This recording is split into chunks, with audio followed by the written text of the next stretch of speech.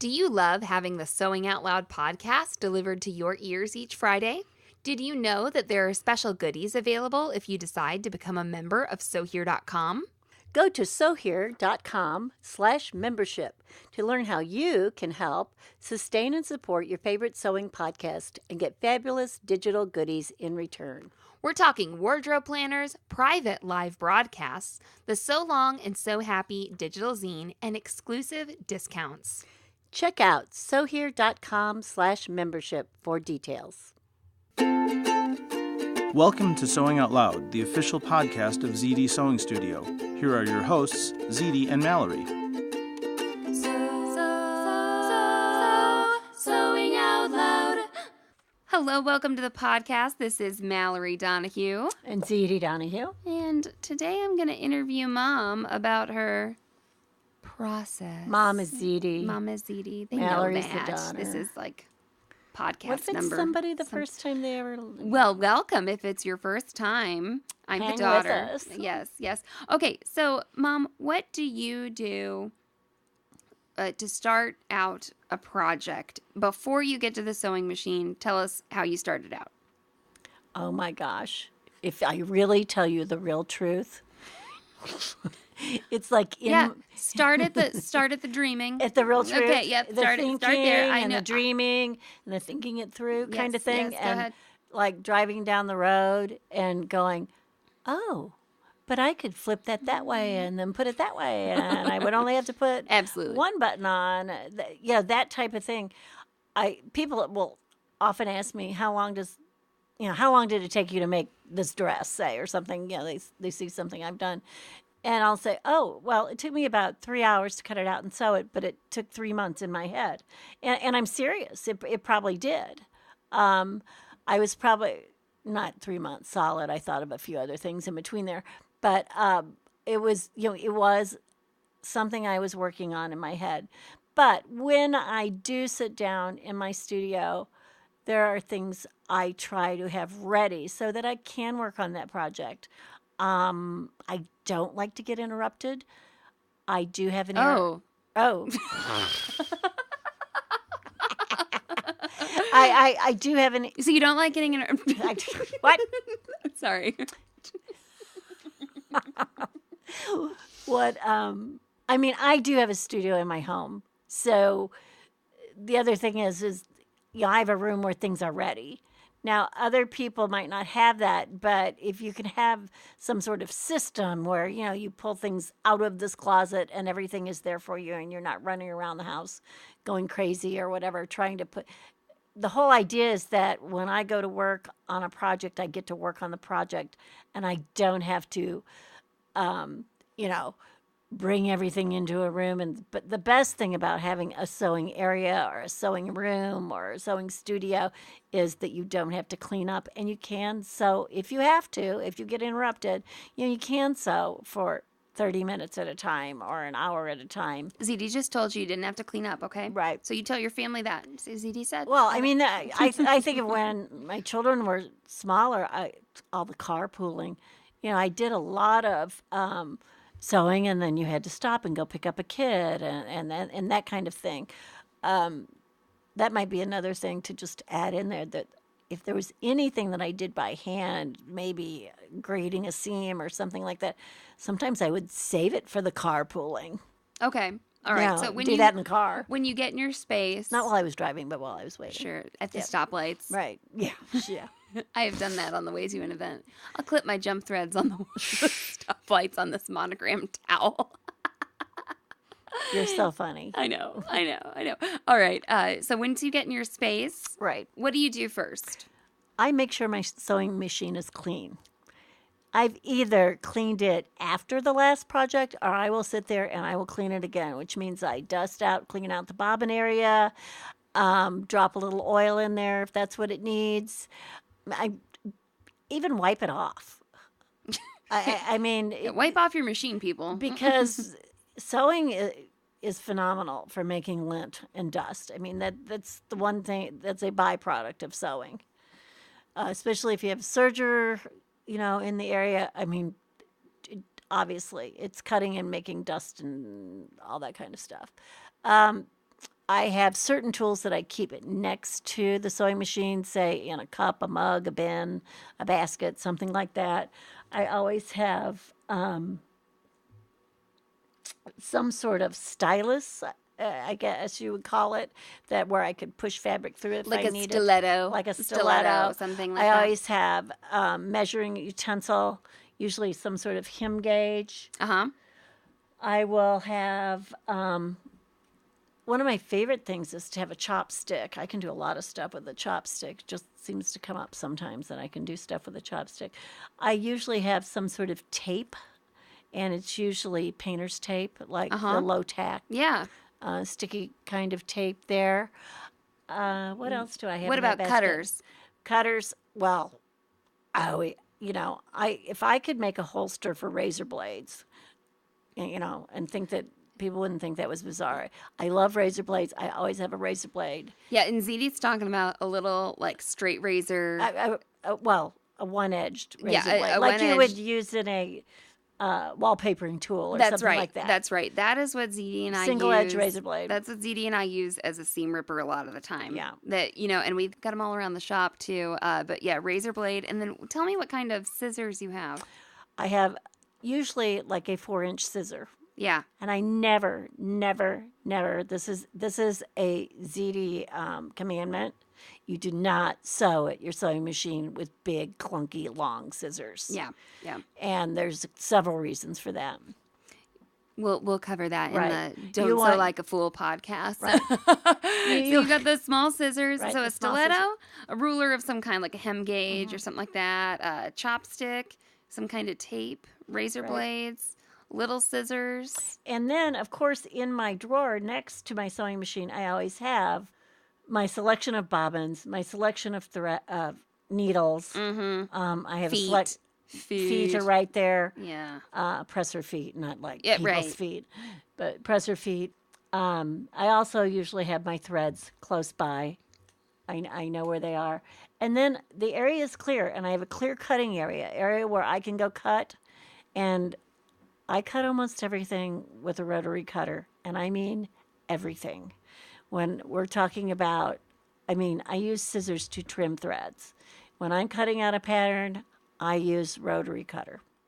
Absolutely. I think that we'll go into why you love the rotary cutter so much in another podcast. But so you've got a clear cutting area, all your tools close at hand at the sewing machine, and let's pretend like you have your pattern, like you've already drafted it, or you've got the pattern you're going to use or whatever. Oh, I'm sorry. You know what else I have by the sewing machine is I always have markers. Yeah, some kind of. I was usually gonna have say a that, yeah, pencil. marking I pen. usually have a pencil and some sort of fabric marker. Yeah. So. Right. Right. I love pencils. Yes. Mechanical pencils are my favorite things. I know. Do you really like those mechanical pencils that I found? I do. Staples? She found some big, huge, like jumbo mechanical Yeah, they're like pencils. a paper mate, and I don't know what the gauge of the But lead they're humongous. is. Like it's Yeah. huge. It's so wonderful. It doesn't like poke a hole in your patterned paper or anything. Right. Anyway, so some kind of pencil and a marking pen, and then And I'm sorry, there's always a pin cushion there with straight pins also. over with your rotary cutter, your fabric, and your pattern, you probably have some pattern weights, right? I do have pattern weights, and most of my pattern weights, a lot of them are homemade.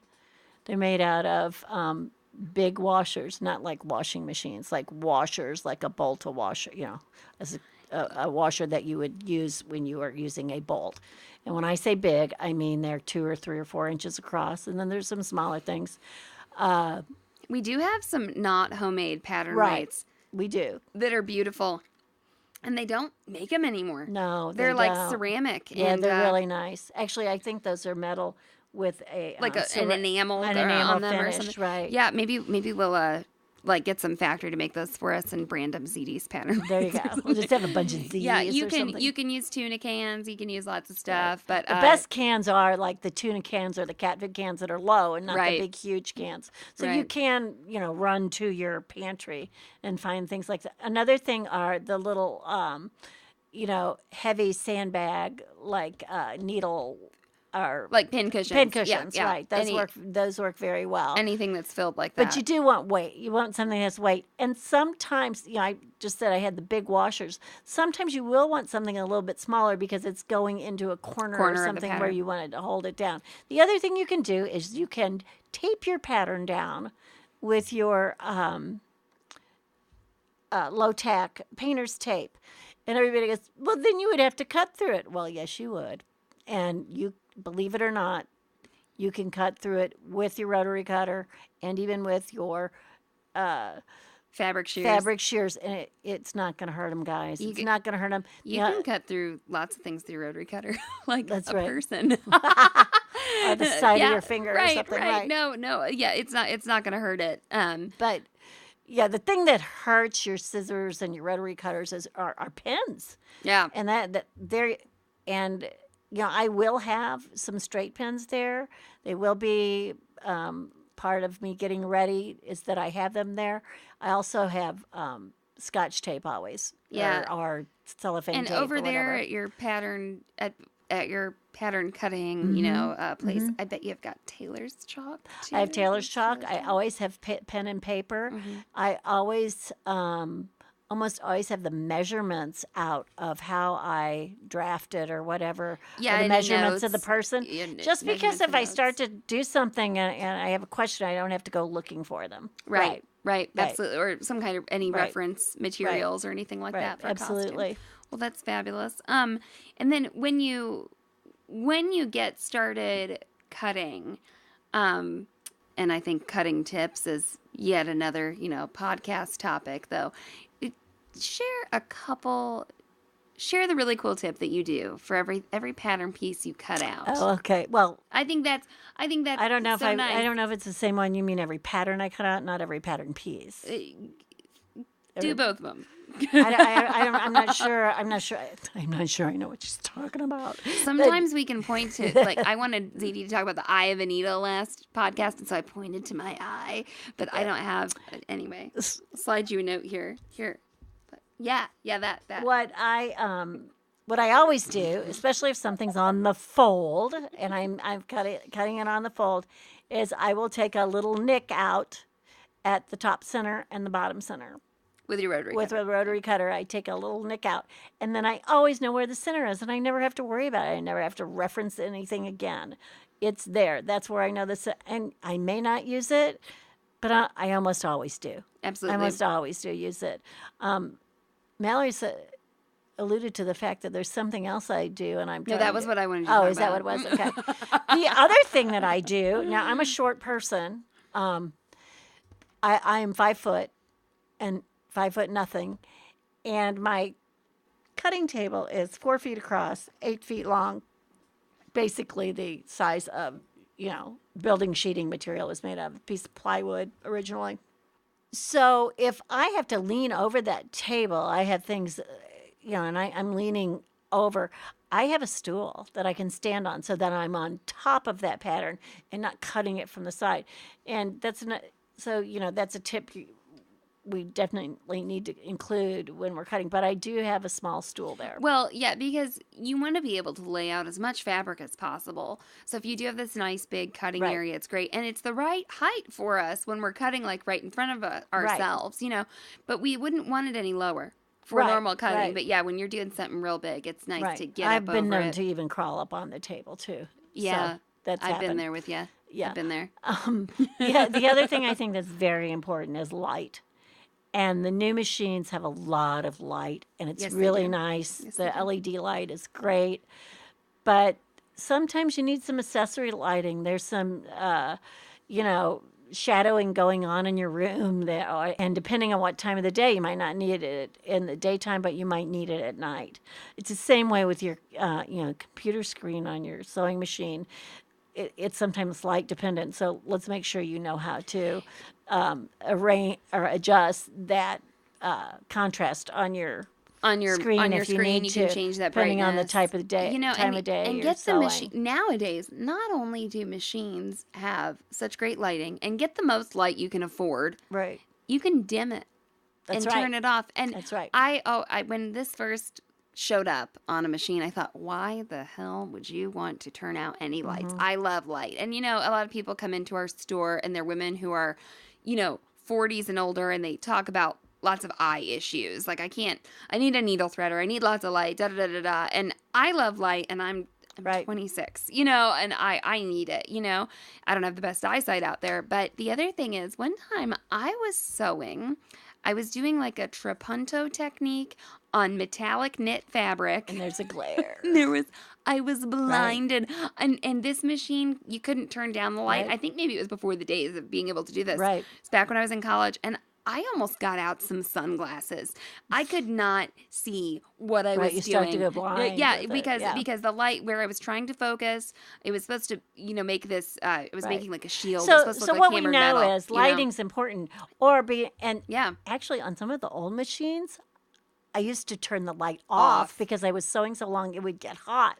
So if I didn't need that Yeah. light or something, I'd make sure I turned that machine And off when we talk or the about- light off because it actually would get hot. Yeah, talk about lights getting hot. You've got the option now to go up a few models and get those LED lights. Right. They And will it not is- get hot. and you they are won't nice. be sorry. They're nicer lights. They don't won't get be hot. sorry. You accidentally leave your machine on. There's no hotness, you know. And you know, that's another commandment that I like to throw around is buy the most machine you can. You don't want to go to the poorhouse. You don't want to feel bad about what you spend, but you need to buy as much as you can. Yeah, you need to get the best tool you can afford, which is, Right. I mean, kind of common sense anywhere. But you know, that is very important. Okay, you know what else you have next to your machine, which is not for prep, but for sewing, is a thread lift. I was going to say Okay, that. the thread lift definitely is going to Right. get its own podcast because it is our friend and it is a star. I Is it not? right, and I rarely honestly use the threads. The Spool. spool- We don't even know what they're the called spool because we don't holder. use them. It's a spool holder. pin, I spool read the spool pin, the spool holder on the machine. For one thing, a lot of times it needs a cap to hold it on because it's in a horizontal position or whatever. The other thing about using a thread lift is it allows your thread to relax. It gives it more time to relax before it gets, to your needle. Or if you're using a big old cone or something like that. And like you like to do. that's the other Yeah. thing. It doesn't matter what any size thread on spool, it. what cone you're using, or whatever. The thread lift is the greatest thing on earth. And another thing, get a good one. Don't get a plastic one. You need a heavy metal base, industrial type, commercial type thread. They're not that much. What are they, Mallory? $12? I think something like that. Yeah. You know. Well, I will have this list up on the blog and the show notes of what Zede likes to have near her machine and why. And if you've got anything that you like to keep near your machine, we'd like to hear about it. And thanks for listening to the podcast. We're so very happy that you listened to us. So long. Thanks for listening to Sewing Out Loud. For even more expert sewing advice, visit sewhere.com.